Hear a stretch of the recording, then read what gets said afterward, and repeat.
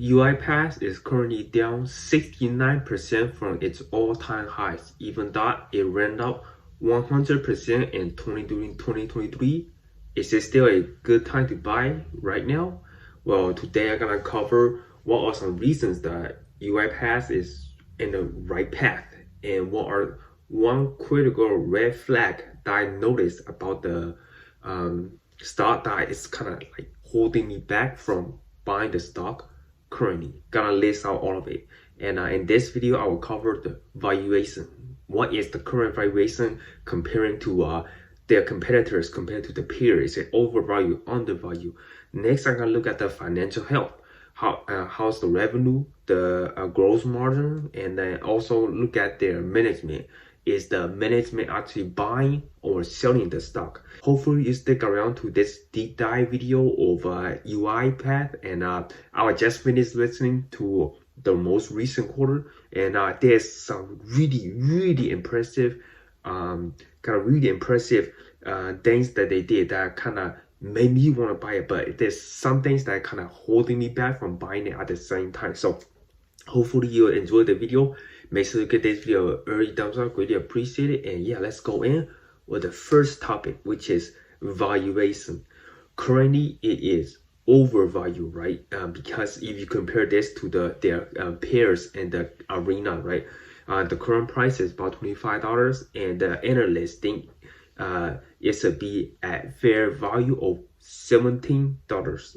Why do we think this stock is worth $17, right? So if you scroll down, right, if you see the price to sell of 12, industry average is about 8, and 8 or 6, and its current value is at 12, and then PE is at 95. So immediately that's kind of jumping out on me, right? So to back it up, you compare this to Checkpoint Software Technology, Gene Technology. They are in a pretty good price to sell ratio of 7.5 and 3.9, and then Qless and the CyberArk Software are the 12.8 and 13.9 price to sell. So it is like really overvalued. These stocks more overvalued than the UiPath, but this is the price to sell, right? So in the beginning, 2021, when everything was hyped, the price to sell was at 55,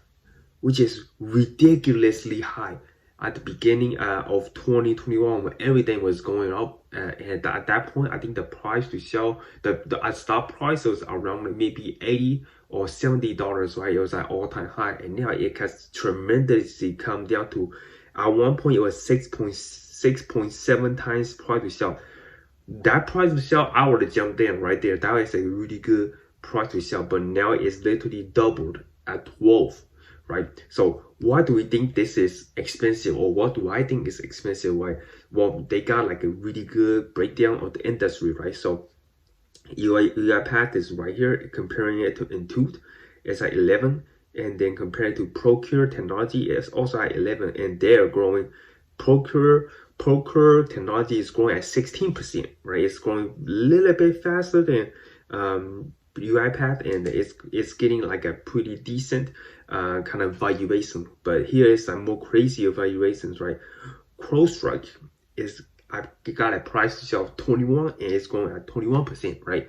And then also here, Aurora Innovation, this one can really give like it's like a 3,320 price to sell valuation. Why is it that high? Because they just recently started making some revenues. Okay, they're like a self-driving truck, so can't really compare that, but you can compare to Datadog. Their estimated growth about 19%, and they're getting a 20 times price to sell multiple, right? So it is a very rich price to sell multiple. You compare that to Autodesk, it's growing almost at 10%, and they're only getting like 9.7 times price to sell multiple. And then if you look at some more fair value, right, look at Event Technology, they are actually growing 10% of the revenue, right? And they're only getting a 0.5 price to sell multiple, right? Event Technology is a technology company that I want to cover next. It's a very interesting advertising platform that marketers like to use. and it's actually the finance is actually looking pretty decent for me to kind of jump in and take a look. And then you look at Zindex, right? 17%, it's growing at 17%, but it's only getting product to sell 6.1. So it's twice the value, getting less than twice the valuation of a UiPath, right? If you compare to Zindex, right? So Zindex sounds like a way better buy than UiPath currently. But obviously, you're interested in UiPath stock, right? There must be some really, really good reasons that the industry is getting this rich valuation. Yep, I'm gonna cover that. Later on, I'm gonna look at their balance sheet, right? I gotta discuss what they did that kind of stood out to me the most. Next, I'm gonna look at the revenue and expense breakdown. So majority, 43% of the revenue comes from the United States, and then 30% comes from Europe, Middle East, and Africa. Asia, 11%. Japan, 10%. And then America, excluding United States. So Mexico, Canada, 4.3%. So I like that kind of revenue breakdown. Is only 43% of the revenue comes from the United States, right? And so there's a lot of international opportunities for UiPath to expand to enterprise. Every single enterprise needs some kind of automation, right? So let's give you an example, like Canon, the camera company that sells the cameras. They are like a really good at manufacturing cameras, but they're not that great at keeping track of the invoice, right? Each day they receive about 4,000 invoice per day, and they have someone have to manually type in the invoice into the data, right? UiPath come along, automate the whole process. They take a picture of the invoice, put it in the software, they extract the data and lay down in a really beautiful Excel sheet, and there's no human involved, right? So this is a really great software. That's why there's tremendous value and that United States enterprise are seeing, right? And it does take a little bit of time for international enterprise to see it, like Europe, Asia, Pacific, and like Japan. They need to see that kind of the great values that it will save the enterprise so much money, right? What you think about it, right? You get an invoice, you gotta manually enter it into the computer by hand. That takes way too long. Let's look at what is the most biggest expense right now. 55% of their kind of revenue is spent on like sales and marketing. That is really big. 2021, let's compare it, is also at 55%. So that 2020, 59%, 60%. And then 2021, remember that's the time they had the biggest valuation at 55 price to sell multiple and 53% of the price to sell multiple. So they kept it really consistent at 50, hovering around 50% of the 50% for the sale and marketing, which is I don't really like it when companies spend that much money in sales and marketing, especially they're not that profitable yet. But in order for the revenue to go, you gotta spend some money in price to sell multiple. But they're making great progress in price to sell sales and marketing. Like if you listen to the most recent quarter, which I'm gonna cover in this video too, and they spend about 26% in research and development. So that's a really good thing to see, because I really want companies to spend as much money as they kind of possibly can in research and marketing to get like a competitive edge, right? You want your product to sell itself, right? So you don't really need to spend anything. If your product is really great, you don't really need to spend any marketing for people to like get experience your software. Like if you think about it, right? So if your product is really great, all you need is depends on word of mouth, right? People love your product so much they'll talk about it to their friends, their family members, their co-workers, and people might sign up for it, you know? And their balance sheet is just pristine, beautiful, right? They have zero debt, and currently they're really kind of increasing the balance sheet to in 2021 it was at 1.9 billion, and now it's at 1.96 billion. So they have no risk of going bankrupt, right? So their balance sheet is just really beautiful. When you look into a company, you don't want too much debt. Why you don't want too much debt? If you look at the current environment right now, interest rate is over 5 to 6, 7%. Man, your company will be paying that interest rate monthly, and it costs millions of dollars, right? It's really bad for a company if if you make the revenue and your expense is majority of them is just coming from interest rates. So you don't want that. And UiPath resource why they are the leader in the company, because 0 in debt and 1.96 billion of cash. You can park that cash in a bank and earn interest rates on that too, or in a money market fund, and it earns about 5 to 6% of interest rate, and you can use that to continue to increase your revenue, and also you put it on sales and marketing or research and development. So it's a really great kind of balance sheet so far. And looking at last thing is the leadership. So the co-founder Daniel Dines owns about 19% of the company. So he owns about 2.8 billion company. This is really great. You want to see something, a founder that owns over 10% is excellent, right? And he owns 19%. That's even better. He's at it for like almost 19 years, so he knows exactly what he's doing, and he have his long-term vision for the company, right? If you don't have any long-term vision, he would have sold the company already in the beginning, and maybe in 10th year, but 20 years, imagine 20 years being at that CEO of the company, and you haven't really sold anything. He still owns 19% of the company. And if you keep going down, so this is the co-founder, and see, there's only one person that sold recently on May 30th, 2023. This person, he's accounting, chief accountant. He sold about 300,000, and then March 16, he sold another 200,000. So this doesn't really worry me, right? Because the chief accountant might have to sell some money to buy a new car or pay taxes, anything. So living in a big tech, like San Francisco, is really expensive. So I don't think this is a big red flag. Why is a red flag is if the CEO, all right, Daniel Dines, he sold like 30%, like maybe like $300 million. That would be a really big red flag. But I don't think that's a red flag right now, because this is a really good sign that he still believes in the company and he still have a lot of skin in the game. So if you look at the top shareholders, right? Currently, Daniel Dines is the top shareholder at $2.8 billion.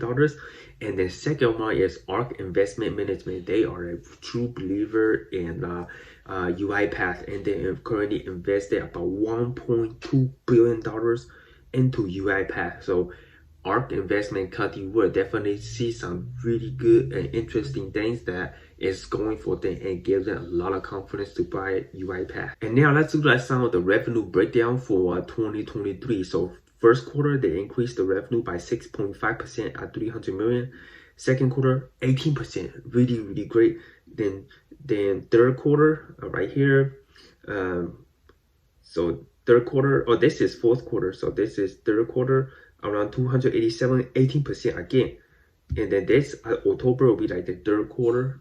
Fourth quarter is $325 million, 24%. So the revenue is continue to increase. This is like one of the green flags that I seen, right? In October 2023, they increased the revenue by 24%. Why did they increase the revenue by 24%? Well, this is the okay. So if you look at this, the recent earning call, like slide deck, Q3 slide deck, right here, they have a $1.37 billion of ARR, annual run rate. So this is a subscription-based business, and someone subscribe to it, and they continue to generate money monthly, right? And they have a very impressive 123% dollar-based net retention rate. So 97% is considered an excellent retention rate, and they have 127%. What does 127% mean? It means that an enterprise sign up was one of the bots, right? And maybe they start out with 3 bots, and then they added at the end, they went to 500 UiPath bots for help them automate. And a great example would be EY, one of the financial companies. They started off about maybe like 5 or 6 bots to automate small portion of their kind of workflow, and they saw the potential, and they see how great it is to save employee time and also save them money. And they decided to go, and now they are at about $500 to help them automate all their enterprise software, which is, I think this is a really one of the kind of the highlights in Q3 is the annual rate is continuing to grow. And then also, if you look at the scaling large customers, right, they started at Q3 2023 at 1,711 customers, and now it's at 1,941 customers. So they continue to scale those more than $100,000 annual run rate customers, right? And so keep that in mind, right? Because if you see that they grew their revenue by 24%. So one thing I want to highlight in this kind of Q3 earning result is, right, 24% growth. And if you look at their revenue breakdown, right? All right, so let's see. Let me see. Okay, my mouse is working. Okay, so so if you look at 3 month ending in October 2031, right? So comparing it to 2023 to 2022, so they did a 24% annual growth, right? If you look at their total cost of revenue, it did not go up much, right? First is 2022 is at 42 million, and they only spent 49 million in 2023, and to have 24% revenue growth. And then their sales and marketing didn't really increase as much either, 156 million to 191 million. So it's about a 30 million increase in sales sales and marketing, and they were able to increase the total revenue, right? And if you look at 9 month ended, that's even more impressive. This gives you a lot better picture, right? So 2022 they made 750 million, and 2023 they made 100 million, but their total cost of revenue, not that much, 617 million compared to 760 million for 2023. Not that big of an increase. And they also most impressive part, sales and marketing, right? So for 2022, 527 million, and then for 2023, a decrease, 521 million, a decrease of $6 million for 9 months ended in October 31st. So around 2023 began, and maybe like at end of 2022, they did a major rehaul, a major cost structure overhaul, because they saw that demands were softening, and they kind of laid off some employees, cut off some infrastructure kind of deals, and then they kind of cut off some of the general sales and general administrative also too. You can see that here. 2022 they had 189 million in general administrative, and then at 2023 they had decreased 172 million dollars. And all that at the same time, they were still able to grow revenue, right, from 750 million to 900 million dollars. So this is one of the key highlights in UiPath is they can sustain its own business while cutting sales and marketing.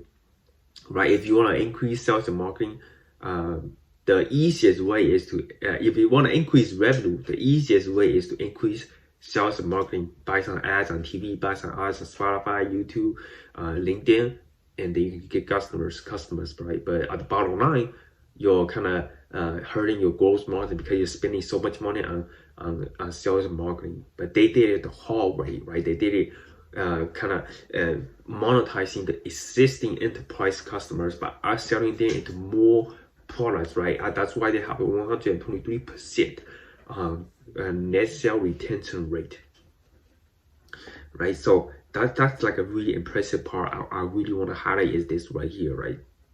Grew 24%, but their sales and marketing increased. General administrative also increased while revenue stayed up. Right, so that's a key factor that they might be getting a 12 times product sale multiple, right? So look at their balance sheet. They have a really great 1.8 billion balance sheet. As you can see, like I mentioned before, they have 0 debt. And then cash flow. One thing that you really want to pay attention is the cash flow operations. they have $42 million in cash and operations. So that means, what does this mean, right? So if you sell your product at $10, right, and then you minus the cost of $3 billion, $3, all right, $10, $3 million in cost of goods, and then $2 million and maybe like maybe in the human cost, the human labor cost, and the general administrative cost, and that leave you with $4 or $5, right? So they can sustain itself. So you sell $10 and you leave maybe $4 or $5, and you can reinvest into the business. So let's see, back in October 2022, their cost of operation was -27 million. That means that their own core business cannot sustain itself. So if you sell it for $10 and you lost $2.70, right? So if you don't have money and investors not gonna give you any money, you're gonna go bankrupt, right? So you just gonna use your own wallet, and you just gonna put in money into the company, and if wallet is going empty because the money and the company cannot sustain itself, they're gonna declare bankruptcy. So that's one thing I like to look at, is cash from operations, right? Cash, I was saying cost, I think, at the beginning. So excuse me, cash from operations need to be positive. That means the core business is also positive and they can sustain itself. Even though, like, I know that in the beginning, I said that it's -27 million. Cash from operations, it's not like a big red flag, because they still have $1.8 billion in the bank, right? So they can still kind of sustain itself. Even though so you might be asking, if their cash from operation was positive, why is the net income negative? Well, one thing is because they also pay their employees and stock-based compensation, right? That is actual expense, but it's not coming out of the company's pocket. It's coming out of the stock market pocket, right? So they give this stock to an employee as a kind of like a salary, and there's like, so it's kind of like Wall Street paying the salary to the employees. It's not the own company's money, but it's count in the balance sheet as an expense. So that's why they have a $31 million in net income in October 2023. So it's not like a major red flag, because the core business is already positive. That's a really good thing that I like to see. So in conclusion, why buy this stock? One major thing that is holding me back, which is the valuation. At 12 times the valuation, is a really rich valuation. I would like to go down to maybe 6 or 4 times, probably sell multiple, for me to kind of initiate some positions. But there's a lot of green flags, right? So I could be totally the one not buying UiPath, because one thing, right? First, they can demonstrate their core business, which is self-generating revenue at $27 million, and they can grow their revenue by 24% in Q3, while decreasing the sales and marketing and general administrative costs, right? That's a really good red flag. Second, really good green flag, right? Second green flag is 123% net retention rate, right? People love it. Like if an enterprise used UiPath and is not really helping them save money, save hours, they could have canceled the contract already. But opposite is true. They love it. They see the value. They see that employee usage is saving employees 4 to 5 hours a day doing manual work, right? They love that, and they increase the value, right? That's why we're seeing 123% net retention rate. So clearly UiPath is doing something really great, because they can kind of show them what they can do to enterprise, right? I see Uber is using it, XEY using it, Canon using it. There's a lot of major enterprise are using UiPath to help them be more efficient and help them find ways to be cost efficient in their enterprise, right? So who doesn't want to be cost efficient, right, and generate more income for the company, and also save employee time to use their time and more analytical works and instead of doing manual work, right? So my main reason holding me back is the valuation and the core business, like all the 5 to 10 benefits that I kind of listed, like their revenue growth, their balance sheet, $1.8 billion in balance sheet and 0 in debt. That is amazing, right? So and not to mention the CEO. CEO have about 20% in the company, so he has skin in the game.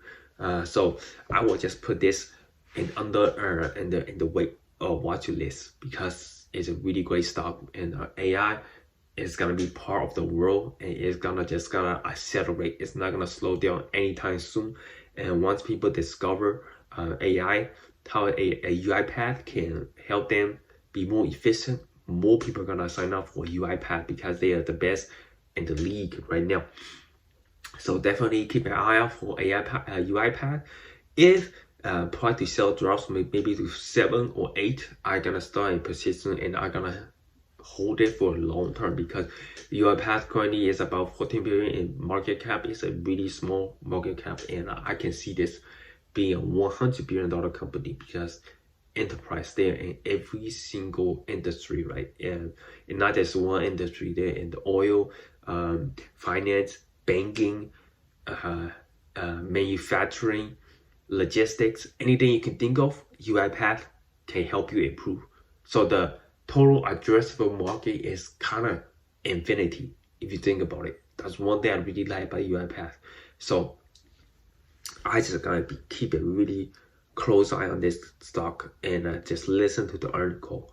If you see market really overreact, right? Maybe they have a bad quarter and the stock drop 13% or 15%, you might start. It might be good to buy, right? So yeah, hopefully you guys enjoyed the video. If you did, don't forget to give this video a big thumbs up. My name is Kelvin, and I'll see you guys next video.